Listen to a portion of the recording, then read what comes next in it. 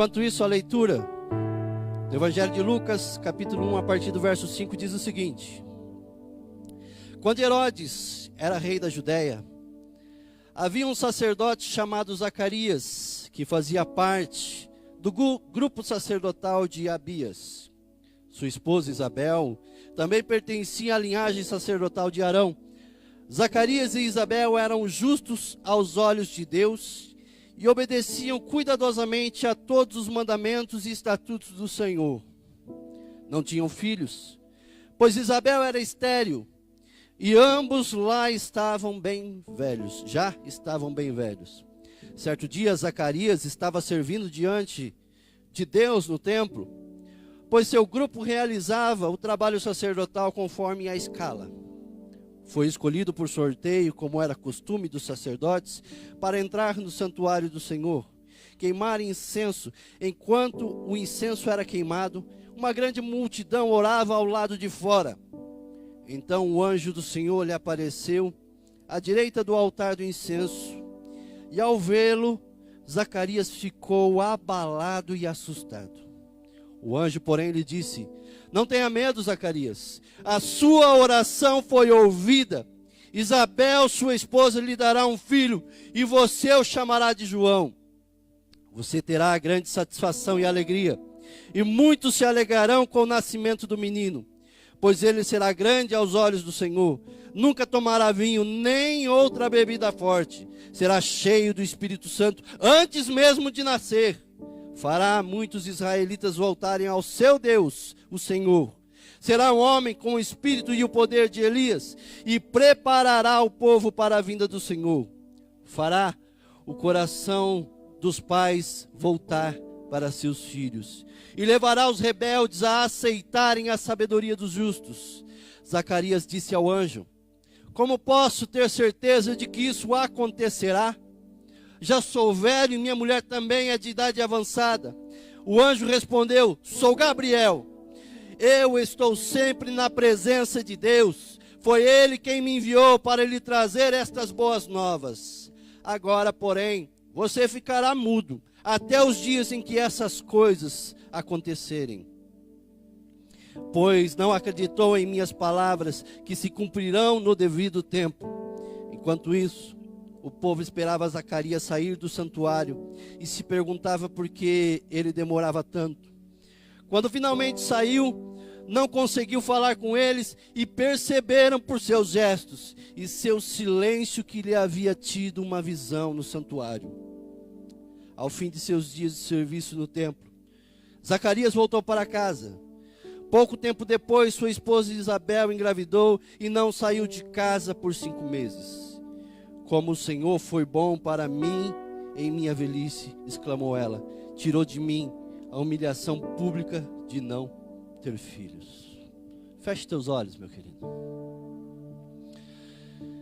Eu não sei como você chegou aqui nessa manhã, e isso de fato não importa. O que importa é a maneira com que você sai daqui. Deus tem coisas grandes a realizar na sua vida e através da sua vida. Então deixa toda mágoa, todo rancor, todo egoísmo, toda centralidade de si mesmo, para deixar que o Espírito Santo de Deus, que aqui está, ministre ao teu coração, renovando, restaurando, fortalecendo, libertando coisas emocionais, circunstanciais, espirituais e físicas da sua vida. Meu Pai, obrigado por essa manhã. Obrigado por tudo e todas as coisas. E assim como o Senhor ouviu a oração de Zacarias, a oração de Isabel, nessa manhã o Senhor possa atender as nossas orações. Usa minha vida como instrumento do Senhor, que eu possa apenas ser o canal, porque a fonte é Jesus e Ele está aqui. Repreende todo o mal, que a nossa mente, o nosso coração possa estar voltado apenas para ouvir a Tua palavra e deixar que o Senhor penetre no nosso coração, mudando quem somos, como estamos, para ser conforme o Senhor assim deseja. Então ministra nesse momento, Pai, em nome de Cristo Jesus. Amém e amém. Amém, irmãos? Obrigado, meu. Deus abençoe. Irmãos, esse texto em particular é um texto que mexe comigo por algumas questões. E também por esse tema. Por muito tempo na minha vida, como eu já disse aqui, eu me encontrava dessa forma, perdido dentro de si, dentro de mim mesmo. As minhas aflições, as minhas escolhas, as minhas vontades, eram elas que prevaleciam diante da minha vida.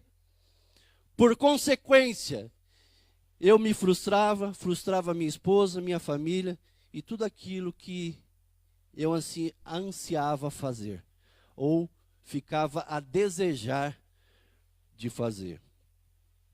Eu quero compartilhar um outro texto com você, que é esse. Provérbios capítulo 4, verso 23, depois nós vamos retornar para João. Acima de todas as coisas, guarde o seu coração, pois ele dirige o rumo da sua vida. Eu gosto dessa versão, que é a que eu costumo usar, a nova versão transformadora. Almeida, corrigida e fiel, diz o seguinte: sobretudo, o que deve se guardar, guarda o teu coração, porque dele procede as fontes de vida. É ela que vai conduzir a minha vida para onde vou, como vou, as escolhas que eu assim vou fazer. No hebraico, quer dizer lebe, não entendo de hebraico, mas eu tenho dicionário. Está voltado esse texto do coração para interior, mente, vontade, conhecimento, razão. Está vinculado aos nossos desejos. E a Bíblia diz que o nosso coração é enganoso, porque nós somos pautados por aquilo que vai nos trazer satisfação. E isso muitas vezes é ilusão. E por consequência, frustração. Algum momento da nossa vida nós chegamos a alguns conflitos interiores. Talvez você esteja assim de manhã, nessa manhã. Talvez você já ficou assim. E infelizmente eu vou te dizer que pode ser que você fique assim um dia, se você assim não passou, não está, mas pode ser que você venha estar. Por consequência, queridos, se nós não entendermos que, se nós não estivermos firmados em Deus, pois quem não se encontra em Deus se perde dentro de si.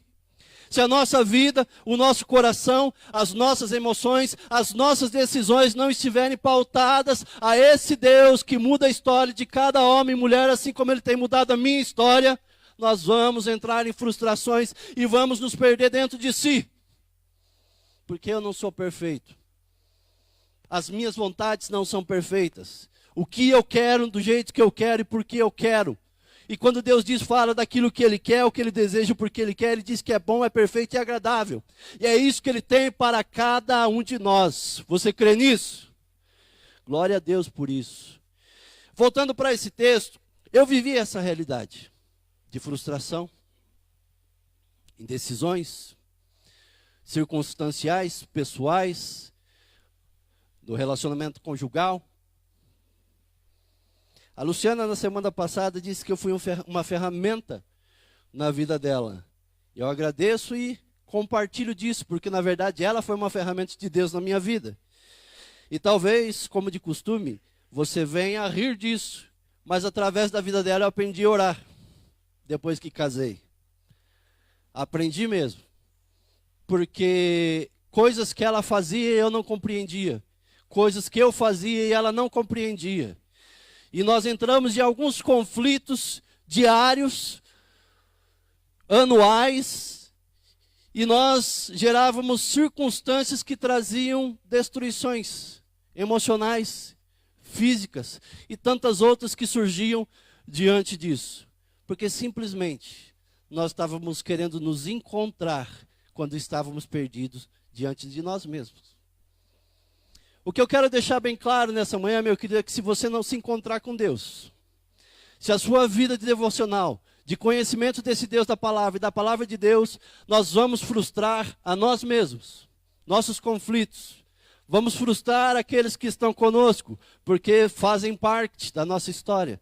E inclusive aqueles que não estão conosco. Assim, quando nós olhamos para a vida de Jonas, pessoas que não tinham nada a ver com a história dele perderam seus pertences naquele barco. E aquele barco quase afundou, porque o problema era Jonas.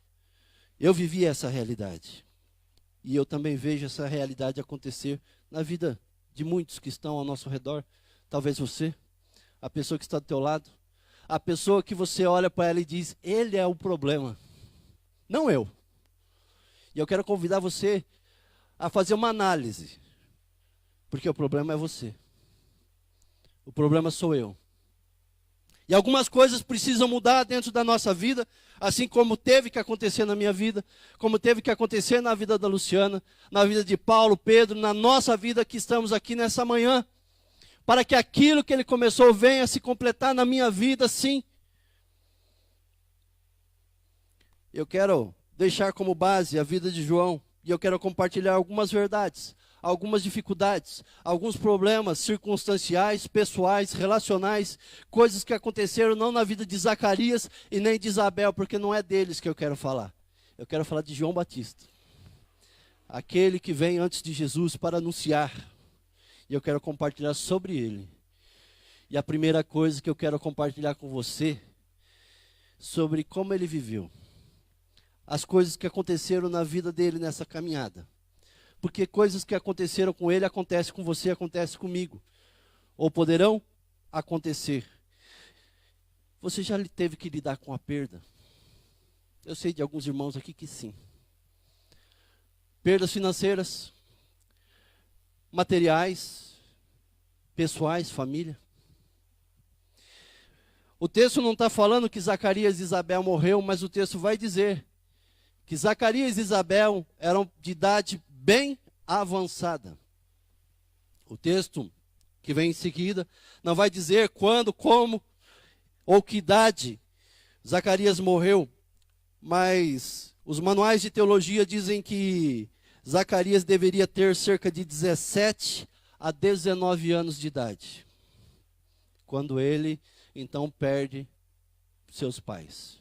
Jovem, o texto não diz que ele tinha irmãos. O texto mais adiante vai dizer que ele tem parente, Maria, José, Jesus. Não tinham filhos, pois Isabel era estéril e ambos já estavam bem velhos. E a questão é como é que você lida com as perdas, com os problemas, com as adversidades, com as circunstâncias. Porque quando nós olhamos para a vida de João aqui, ele poderia culpar a Deus.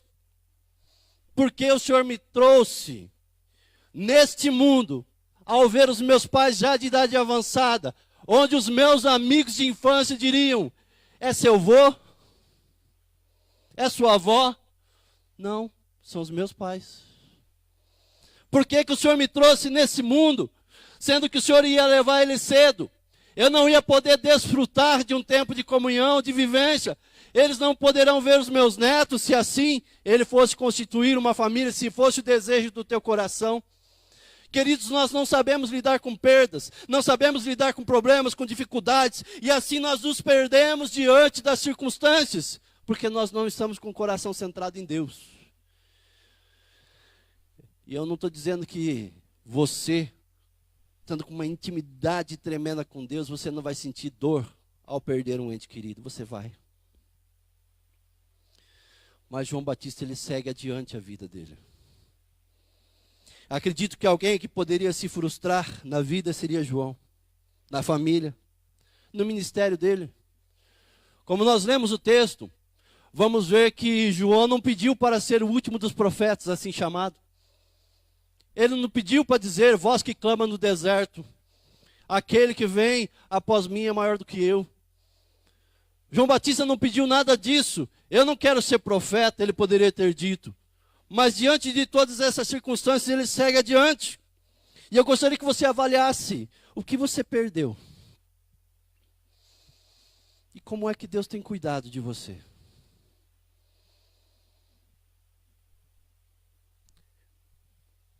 Em Piracicaba, a Luciana ontem estava comentando com alguém, nós fomos assaltados umas 3 vezes. Em Andirá, umas 2 vezes. Na farmácia em que eu trabalhava, pelo menos 2 vezes. Pensa num homem azarado em relação a isso. Uma delas pela madrugada, às 3 horas da manhã, o assaltante entrou na farmácia e colocou um revólver na minha cara. E eu dei risada. Eu não apanhei, eu não morri por graça e misericórdia do Senhor. Também não sabia se aquele revólver era de verdade ou não. Mas na dúvida, não ultrapasse. Mas eu tenho aprendido algumas coisas e eu tenho colocado diante de Deus, para quem tem vindo às quartas-feiras no culto de oração, que tem sido bênção e vai continuar a ser para a honra e glória do nome do Senhor. O pastor tem trazido meditação a respeito de Jabez. E na sua oração ele diz o seguinte, que o Senhor aumente as minhas terras, ele fala de prosperidade, mas na sua oração ele coloca, livra-me de aflições, para que do mal eu não seja afligido.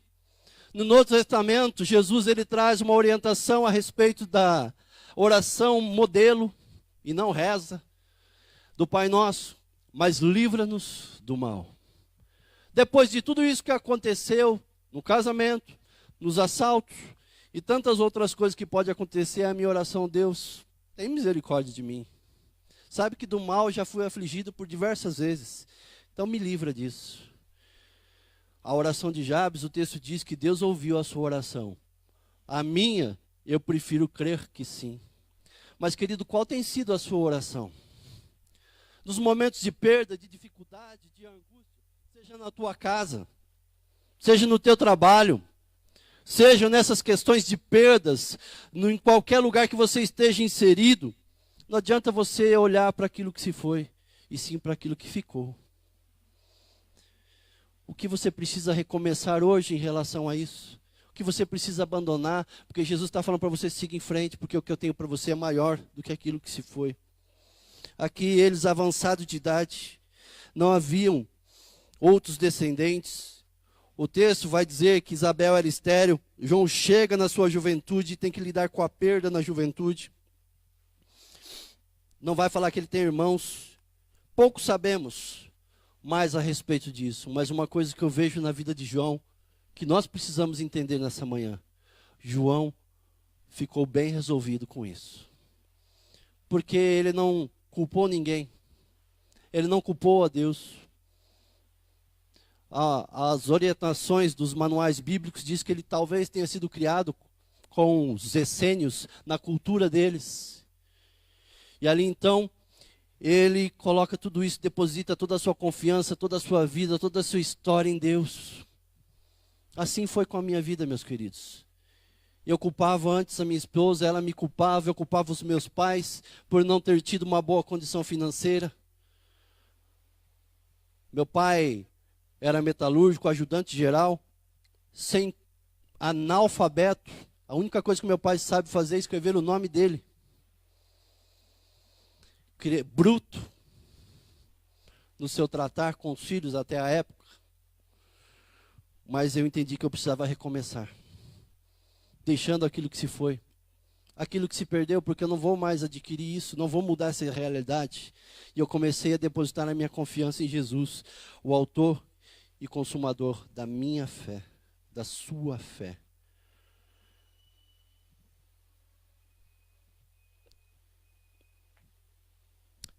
João entende o seu propósito, o seu compromisso, o que ele deve fazer, seguir, porque aquilo que viria a acontecer, aconteceria através da vida dele, e ele tinha um propósito a ser realizado.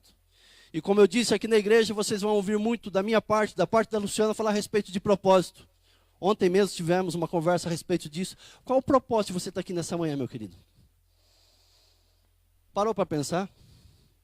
Qual o propósito que nós viemos aos sábados com a juventude? Qual o propósito da gente fazer uma evangelização? O propósito é o final disso tudo, é o resultado, é aquilo que eu anseio realizar.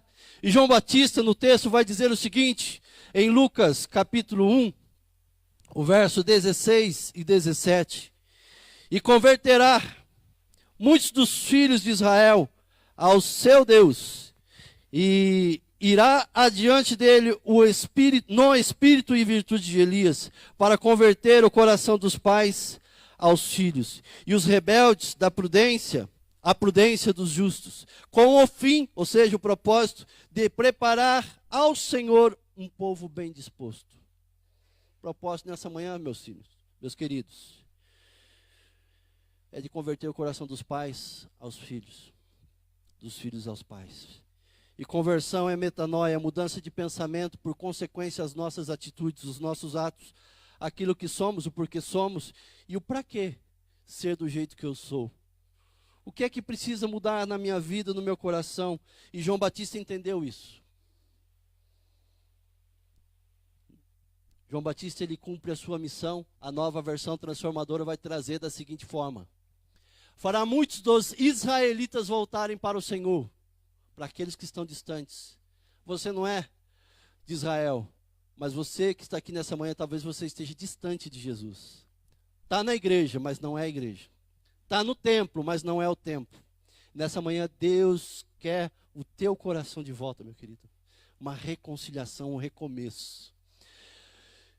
Fará voltarem ao Senhor seu Deus. Será um homem com o espírito e o poder de Elias. O mesmo espírito que habitou em Elias habita em você, que é o Espírito Santo de Deus. Preparar o povo para a vinda do Senhor. Fará o coração dos pais voltar para os seus filhos. E levará os rebeldes a aceitarem a sabedoria dos justos. Conversão, mudança de atitude, ele cumpriu o seu propósito. Ele nasce com uma missão. Ele não pediu essa missão. Assim como você talvez fale, não pedi para nascer. Os adolescentes principalmente. Eu não pedi para estar aqui. Eu vim porque fui transferido. Mas e agora? O que é que você faz com isso? Foi transferido, está aqui. Vai ficar reclamando? Eu não escolhi com quem eu ia casar. Casou, mas e agora? Ele nasce com uma missão que ele não pediu. Trazer conversão aos pais e aos filhos. Conversão é mudança, transformação. A sua mensagem era de arrependimento de pecados. E a Bíblia vai trazer isso diariamente para a nossa vida. O que eu preciso me arrepender hoje? O que é que eu preciso mudar? Porque como eu sou, não dá mais. É isso que está causando problema. Aquilo que eu falo, aquilo que eu penso e aquilo que eu faço. Como está o teu coração, as suas atitudes dentro da tua casa? Pai, mãe, filho, esposo e esposa. Que tipo de pai e mãe você é? É aquele que é rígido ao extremo. Aqui em casa mando eu, vai ser desse jeito. A Bíblia diz que você não deve provocar a ira dos seus filhos.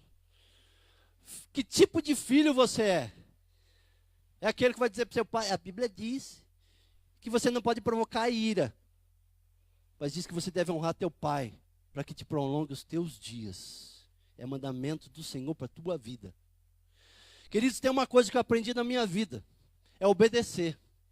Aquilo que Deus diz. Algumas vezes eu falho, porque eu deixo que a minha vontade, e aí eu estou dentro de mim. E eu erro. Eu aprendi constantemente. E eu falo isso para o pastor.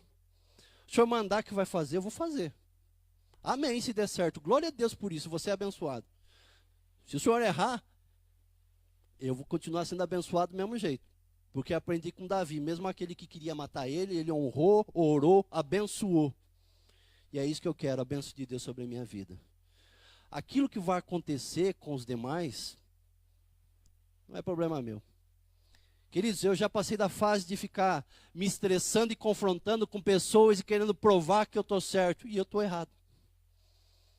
A Bíblia está certa. E cada vez que eu subo aqui, os 10 primeiros minutos eu fico tremendo, porque eu tenho uma responsabilidade com aquilo que eu vou pregar, para que eu esteja, no mínimo, vivendo isso. Que tipo de pai e mãe você é? Que tipo de marido você é? Que tipo de filho você é? Que tipo de crente você é? E vou dizer uma coisa, meu querido e minha querida. Crente até o diabo é. A Bíblia diz. E a Bíblia diz que eles estremecem. Jesus nos chamou para ser discípulos, amigos, filhinhos amados, aqueles que têm um relacionamento com Ele. João cumpriu o seu propósito. Você tem cumprido o seu propósito de discípulo, de pai, de mãe, de filho, de pastor? Ou você está perdido dentro de si? Com isso você vai se frustrar. Frustrar os que estão contigo e aqueles que não estão com você porque fazem parte da tua família, do teu trabalho. E aqui entra uma outra lição a respeito da vida de João. Lucas capítulo 1, versos 5 e 6 diz: quando Herodes era rei da Judéia, havia um sacerdote chamado Zacarias, que fazia parte do grupo sacerdotal de Abias. Sua esposa, Isabel, também pertencia à linhagem sacerdotal de Arão. Zacarias e Isabel eram justos aos olhos de Deus e obedeciam cuidadosamente a todos os mandamentos e estatutos do Senhor.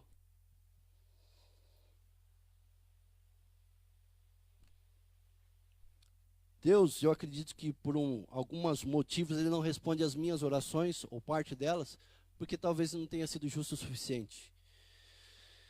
Mas o que eu quero falar não é a respeito disso. E sim, que João ele teve exemplo em casa.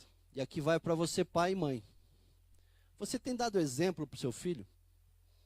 Que de repente você quer cobrar que ele seja santo, que ele seja culto, que ele não beba, não fume, não cheire, que ele não se corrompa, que ele não se envolva com coisas que não são de Deus, mas você faz o oposto disso. Vive de forma dissoluta, bebe na frente do seu filho, fuma na frente dele, você xinga na frente dos seus filhos. E na verdade, irmãos, é isso aqui, ó. O exemplo ele contagia. É fácil a gente falar, mas a gente sempre vai ser assim. Não é pelo que você diz, é pelo que eu vejo. Agora para você, filho, vou dizer. João teve exemplo em casa, fato bíblico isso. Está na Bíblia. Eu não tive exemplo em casa, sem dizer da minha mãe. Meu pai me batia sem motivos, de fivela de cinta. Se você não apanhou de fivela de cinta, meu querido, você não sabe o que é clamar a Deus, pedindo, Deus, me leva para mais perto de ti, leva-me além. Você não sabe o que é isso. Meu pai é ignorante na cultura e no tratar. Não tive exemplo de casa, e eu não o culpo. Ele seguiu o reflexo dos seus pais. Acontece que eu decidi ser diferente. Ainda não tenho filhos, mas eu sou filho. Então eu posso falar para você, pai e mãe. Acima de tudo, eu posso dizer porque a Bíblia diz isso. Que exemplo é que você tem dado aos seus filhos? Como você os trata? Tem andado do teu lado, amado, sustentado? Não é mais que a tua obrigação. A Bíblia diz isso. Que aquele que não cuida dos seus é pior do que o incrédulo. A Bíblia diz isso. Mas filhos, voltando para você. Como é que você tem vivido? Por mais que os seus pais, você acha que não te ama, pois amam, porque eu aprendi que o meu pai ama do jeito dele. Errado, mas do jeito dele. É o que ele podia me oferecer. Ou seja, não ofereceu nada que pudesse pensar em sustento. Desde os 11 anos de idade eu trabalho. E quando eu recebia, você acha que o dinheiro ficava comigo? Eu chegava diante dele e entregava. A Luciana está aqui. Um mês antes do meu casamento, ainda no período que eu fiquei em casa, eu ajudei a pagar as contas de casa. Dali em diante, a minha história e o meu compromisso era com a minha esposa, e é até hoje, vai ser até quando Jesus nos chamar. Amém? Queridos, eu tinha tudo para me frustrar, dizer, o meu pai não me ama, os meus irmãos não me amam. Como eu disse lá no retiro, eu era feio que dava dó, e eu não estou brincando, eu estou sendo realista, irmãos. Eu era feio mesmo. Eu melhorei um pouquinho só. Aí Deus, para não me deixar tão vaidoso, começou a tirar cabelo da minha cabeça. Estou sendo arrebatado aos poucos. Mas a questão é que eu tive que entender que o problema sou eu, que algumas coisas, algumas decisões para mudar a minha história, não é pelo passado, e sim pelo presente. Como é que você vai sair daqui nessa manhã é o que vai decidir a tua história. A forma com que você vive. Tendo exemplo, não tendo exemplo, a decisão que você vai tomar hoje, agora, viver de forma dissoluta. Aos jovens aí que estão curtindo a vida adoidado, transando de qualquer jeito, eu vou falar, irmãos, vou aproveitar agora para falar isso. Jesus sabe o que você faz. Jesus sabe o que você faz, pai e mãe.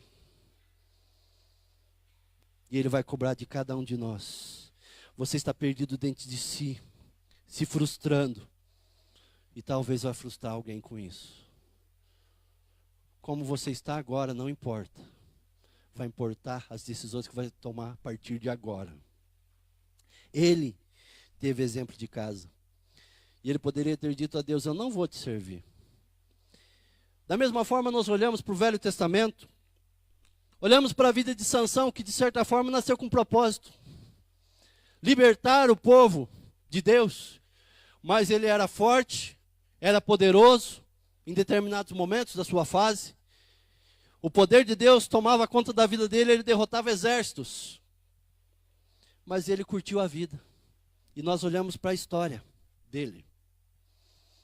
Ele encerrou a sua vida na presença de Deus, mas teve que dar a sua vida para isso. O que Deus tem para a nossa vida é o melhor. Começa com os joelhos no chão, conhecendo a tua palavra, deixando Ele governar a nossa vida, a nossa língua. Provérbios 18, 21, a morte e a vida estão no poder da língua. Quem usa bem dela, comerá dos seus frutos. Meu pai querido, você que está aqui, o que é que você tem falado a respeito dos teus filhos? Marido, de que forma é que você tem tratado tua esposa? Esposa, de que forma é que você tem tratado com teu esposo? Que você quer receber flores, mas tem dado cravos. E você, marido, tem sido grosseiro e quer colher o quê? É como o banco, você vai ter crédito se você depositar. De que forma é que você está vivendo? Quem não se encontra em Deus se perde dentro de si. Talvez você esteja assim, perdido dentro de si. João teve o exemplo em casa, teve a essência de seus pais, estavam na vida dele. Mesmo diante da existência de problemas, ele não tinha tudo. Mesmo sendo o último dos profetas, ele não tinha tudo. Aonde ele morava? No deserto. Escassez. Talvez falta de água. O que ele vestia? Pele de carneiro. Os irmãos fitness, vai aí a receita. Ele comia o quê? Mel e gafanhoto. Você comeria? Ele não tinha do bom e do melhor. Ele é chamado para um propósito. Falar a respeito daquele que era maior que ele, que viria. Considerado o último dos profetas, ou o maior dos profetas. E eu vou comer mel e gafanhoto? Vou me vestir desse jeito? Ele não tinha o melhor sapato, sandálias velhas talvez, ou de algo que ele recebia de alguém, já que os seus pais tinham morrido. A Bíblia não diz que deixou herança para ele.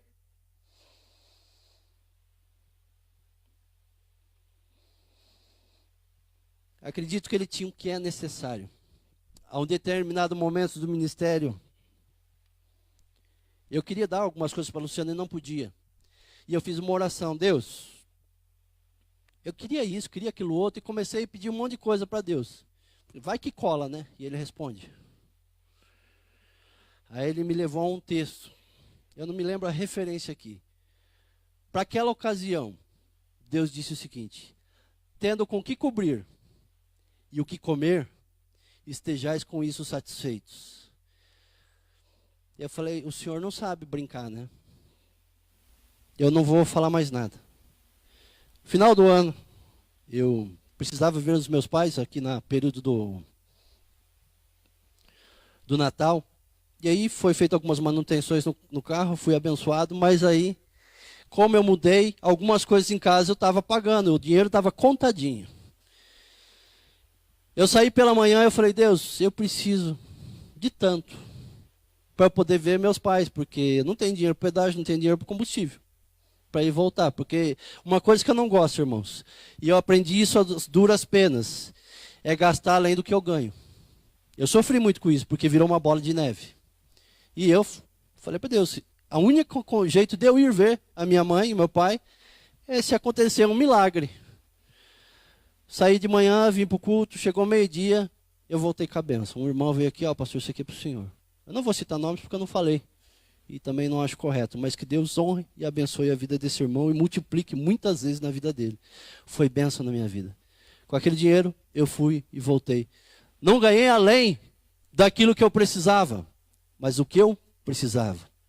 Deus responde de acordo com aquilo que eu necessito, não daquilo que eu quero. João não tinha a melhor roupa, não tinha o melhor sapato. Ele comia essas coisas que eu e você não queremos comer, mas ele sabia do seu propósito. sabia do seu comprometimento e sabia o que tinha que ser realizado na vida dele. E ele permitiu que isso viesse a acontecer. João Batista, essa parte aqui eu peguei no congresso que eu estive essa semana e eu comecei a olhar para mim. E eu gostaria que você olhasse para você também nesse momento. O pastor Roberto, lá de Alagoas, esteve no congresso e ele trouxe uma reflexão que surgiu o restante dessa mensagem, mas essa parte eu peguei a respeito dele. João Batista nunca disse ser aquilo que ele não era. Por tantas vezes que eu li o Novo Testamento, eu nunca parei para olhar dessa forma. E eu e você fazemos isso. Eu digo aquilo que eu não sou. João capítulo 1, verso 19 a 23 vai dizendo o seguinte: este é o testemunho de João.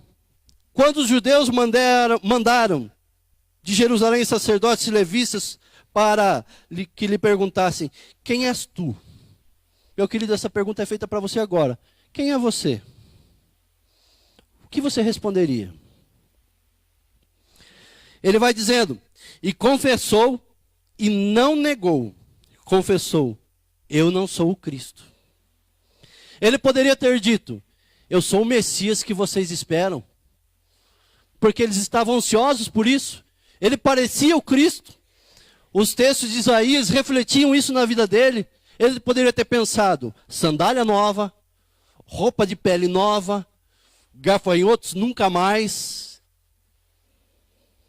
Não, ele não faz isso. Eu não sou o Cristo. O texto vai dizendo: e perguntaram-lhe, então que? És tu Elias? Ele disse: não sou. És tu profeta? E respondeu: não. Por quê? Porque ele sabia quem ele era. Ele estava centrado em Deus. Ele sabia qual era a identidade. Ele sabia qual era o seu propósito, qual é o seu compromisso. E é isso que Deus quer examinar no teu coração nessa manhã. Quem é você, meu querido e minha querida? Disseram-lhe, pois, quem és? Para que demos resposta àqueles que nos enviaram, que dizes de ti mesmo? Disse: eu sou a voz do que clama no deserto. Endireitai o caminho do Senhor, como disse o profeta Isaías. De tudo isso que disseram a respeito, você é o Cristo, é o Messias, é o Elias, é o profeta? Não, eu sou só apenas a voz que vem dizer para você, aqui nessa manhã: endireitai os teus caminhos. Assim como disse Isaías, assim como disse o profeta. Endireite os seus caminhos, meu pai, você que está aqui nessa manhã. Mãe, esposa, esposo, filho, pastor, me incluo nisso, queridos. Endireita o teu caminho. Se você fosse chamado hoje, se algo acontecesse contigo, não é maldição, é realidade que eu estou te dizendo. A gente viu essa semana, entrar numa escola, atirando. Pessoas que não têm nada a ver com a circunstância. Mas o circunstancial fez com que elas perdessem a sua vida. Mas com quem você estaria nessa manhã, se você fosse assim chamado? O que tem influenciado a sua vida, a sua história? Quando sabemos quem nós somos, não nos perdemos dentro de si, pois estamos centrados no que somos em Deus. E eu quero trazer, para finalizar, algumas afirmações do que a Bíblia diz a respeito da tua vida, daquilo que Deus te chamou, daquilo que você deve ser, da forma que você deve viver. João 1,12 diz: contudo, aos que o receberam, aos que crerem em seu nome, deu-lhes o direito de se tornarem filhos de Deus. Queridos, você vai conversar com qualquer pessoa fora do nosso contexto cristão e que conhece a interpretação desse texto. E às vezes as pessoas dizem para você: todo mundo é filho de Deus. Já ouviu isso? Não digo eu, mas a Bíblia diz que nós nos tornamos filhos de Deus. De que forma? Quando eu creio, quando eu deposito a minha fé em Jesus que morreu por mim, eu passo a ser filho de Deus. E é isso que Deus está falando para você. Quem é você? Criatura ou é filho de Deus? Se é filho de Deus, por que você vive do jeito que vive? Fala o que fala. 1 Pedro 2,9 diz: vocês, porém, são geração eleita, sacerdócio real, nação santa, povo exclusivo de Deus, para anunciar, propósito, as grandezas daquele que os chamou das trevas para as maravilhosa luz. Você tem um propósito. Mateus 5,9. Queridos, essa passagem é muito forte. Diz: bem-aventurados os pacificadores, pois serão chamados filhos de Deus. Não basta você dizer eu sou filho de Deus, mas você é um contendeiro, meu irmão. Você é fofoqueiro. Você mente. Então você não é um pacificador. Porque a Bíblia diz que vai ser pacificador, vai ser filho de Deus, aquele que é pacificador. Aquele, viu, não é bem isso que você entendeu, não. Não é isso, não. Vamos orar por isso, Deus vai mudar essa realidade. E muitas vezes a gente deixa a língua tomar conta. E a gente coloca lenha na fogueira. Você é chamado filho de Deus. Deus está te chamando você nessa manhã para ser um pacificador, para a honra e glória do nome do Senhor. Você entende isso? Gálatas capítulo 5, verso 1 diz: estai, pois, firmes na liberdade com que Cristo nos libertou. Meu querido e minha querida, nós custamos caro. Custou a vida de Jesus. Cada gota que caiu dali, do seu corpo. Somos chamados filhos de Deus, estais por firmes na liberdade com que Cristo nos libertou, e não nos tornei a colocar-nos debaixo de jugo da servidão. Querido e querida, se você está vivendo de forma dissoluta, não seja um escravo de Satanás. Jesus te deu libertação. E a última coisa aqui, 1 Coríntios capítulo 6, verso 19 e 20 diz: ou não sabeis que o vosso corpo é uma afirmação, o templo do Espírito Santo que habita em vós, proveniente de Deus, e que não sois de vós mesmos, porque fostes comprados por bom preço. Glorificai, pois, a Deus no vosso corpo e no vosso espírito, os quais pertencem a Deus. Fica atento a essa canção.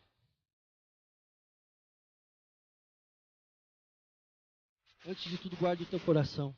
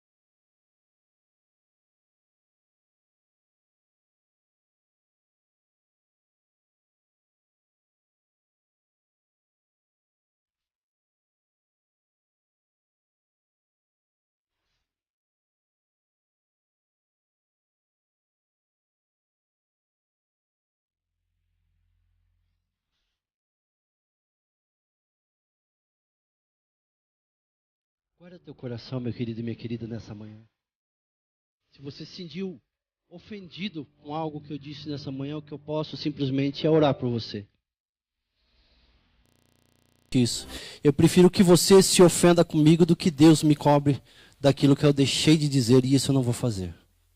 Eu quero orar por você. Quero convidar você a fechar teus olhos.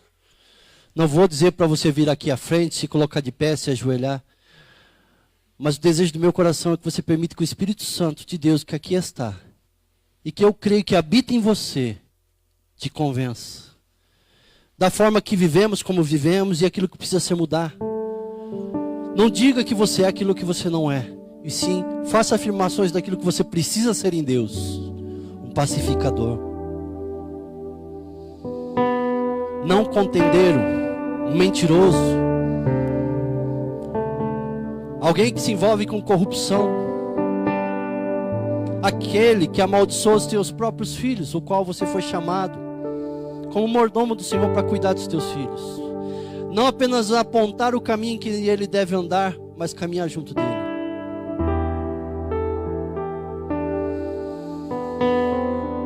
Quem não se encontra em Deus se perde dentro de si. E meu querido, se encontre em Deus nessa manhã.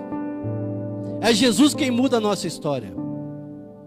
É Jesus que muda quem eu sou, como estou e por que eu estou dessa forma. Para que aquilo que Ele começou na minha vida se complete até que Ele retorne.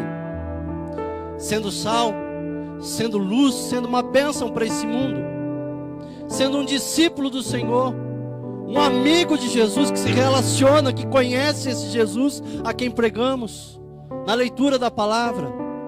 Na oração. Entenda o teu propósito de glorificar a Deus, até mesmo em momentos em que você não entende o porquê.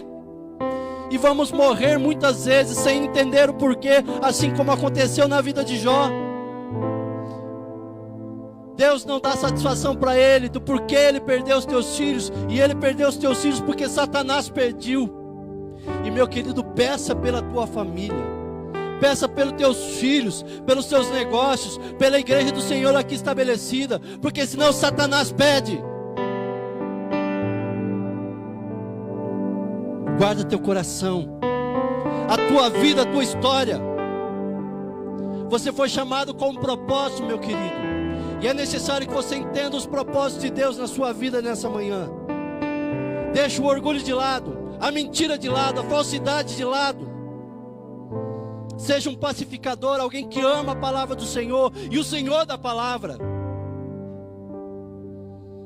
Não deixe as pessoas, as circunstâncias, o dinheiro tirar a essência de Deus da tua vida. Meu Pai, em nome de Jesus, eu sou apenas a voz. O Senhor é a essência da palavra. Eu sou apenas o canal. Jesus é a fonte e Ele está aqui. E Ele foi apresentado nessa manhã. E isso, Pai, eu creio. Tua palavra não volta vazia. Eu sei que o Senhor está ministrando a cada coração. Seja um dia de recomeços pessoais, interiores, emocionais, que muitas vezes as nossas emoções tomam conta daquilo que somos e nos tornamos quem o Senhor não planejou que viéssemos a ser. Então Deus, perdoa, traz uma centralidade, a qual João Batista teve, a qual eu tenho aprendido a ter, a me colocar diante daquele que muda histórias, aquele que muda vidas, aquele que pagou um preço na cruz do Calvário. Deus, nele nós podemos confiar todas as coisas. Pessoas, sistemas de governo, emprego, dinheiro, Pai, tudo isso se esvai. Aquele que era, aquele que há de vir, Ele é hoje, sempre será. Ele está aqui. Espírito Santo de Deus, visita o nosso coração, nos consola, nos conforta, mas também nos confronta a mudar quem somos, para abençoar com quem estamos, que eles possam ver a luz do Senhor em nós. Falamos tanto em ganhar essa cidade para o Senhor, mas o Senhor já é Senhor. O que nós devemos fazer é cumprir o propósito. Sendo sal, sendo luz, nós vamos atrair multidões para o Senhor. É visível isso. Quando o Senhor resplandece, a tua glória manifesta, o poder do Senhor aparece e o Senhor transforma. E é isso que precisa acontecer no nosso coração. E a pergunta que foi feita a João Batista é feita a nós: quem dizes que sois? O Senhor nos conhece.